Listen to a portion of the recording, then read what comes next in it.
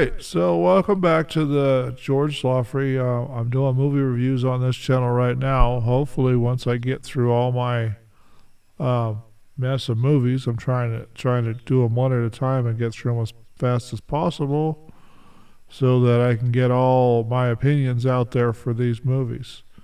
So hopefully you've subscribed by now. If not, please go ahead and do that now. Make sure you hit the bell icon when you're there. We can wait. Now that's better. That looks better. You did your job. So now we've got a movie coming up that is kind of crazy, kind of funny, and kind of really stupid too. It's Austin Powers and Goldmember. Came out in 2002. Anyway, it's an action comedy film with a little love story going on in there, and film bots and all kinds of funny stuff at the beginning. So Austin Powers is chasing the same evil he did before, Dr. Evil. This time they actually let him catch him, put him in prison, after he sets his plan in motion to kill the Earth by bringing satellite debris or space junk down on the Earth using a magnet they call Preparation H. I think they did that because of Dr. Evil's submarine and where they brought the satellite dish out that would do that. But he's got to go time traveling in this one back to the rollerblade disco because he's got to go find a cat called Goldmember. And then he finds Foxy Cleopatra. He's got to go rescue his dad because dad was taken by Dr. Evil, taking the Goldmember so that they could really, have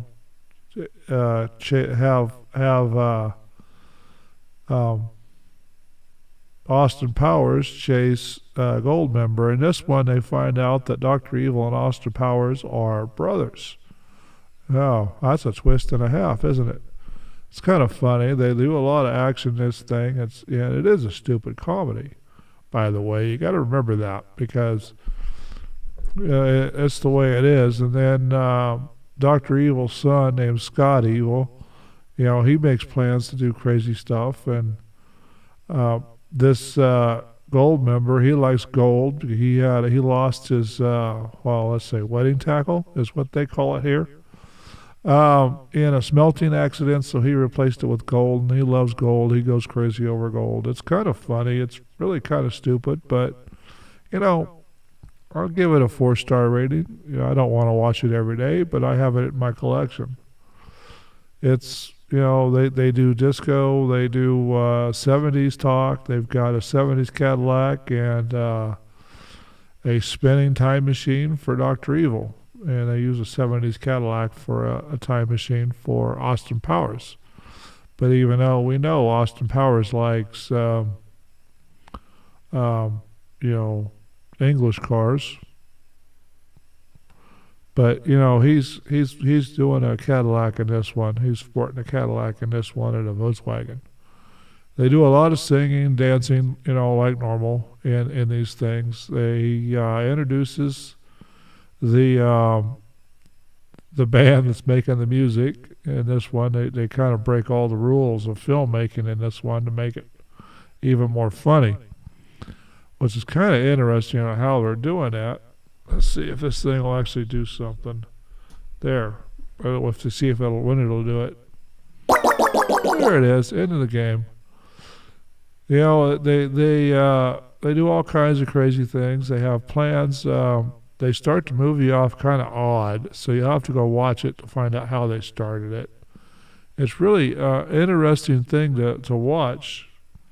I don't watch it very often, and when I did buy the movie the first time, before I sold all my movies, I bought this because the ratings on the internet or on the TV, everybody was talking about it that you run into. So I got it so I could see what kind of crazy stuff they were into. And, I found out that they like stupid movies. And it turns out a lot of people do. And if you're one of those that's going to raise your hand now, go ahead and put your reason why you like stupid movies in this comment down here below. And, it's really kind of a fun way to do this thing. And every time Austin Powers does rescue his dad, he seems to have it under control because he gets the women that are holding him to fall in amazement, lust, I don't know what you would call it. But he gets control over them that way, and makes himself the most interesting man in the room. And I guess throughout the whole series, I guess he is the whole interesting man in the whole thing. And they talk about Daddy wasn't there in this one, his history, because they got to do that when Dr. Evil's in jail. So they can rub it in that Austin Power had a bad childhood, just like Dr. Evil.